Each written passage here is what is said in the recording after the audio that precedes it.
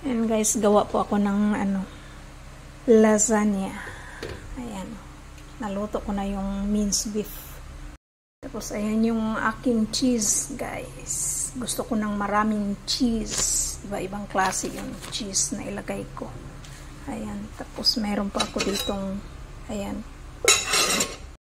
So ayan guys. Lagyan na natin ng mga cheese.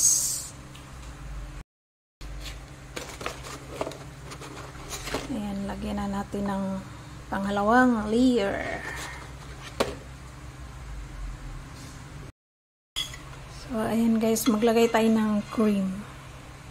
Dito ko siya ilagay.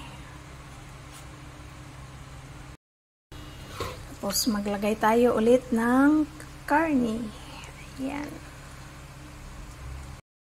So, ayan guys, nailagay ko na siya lahat.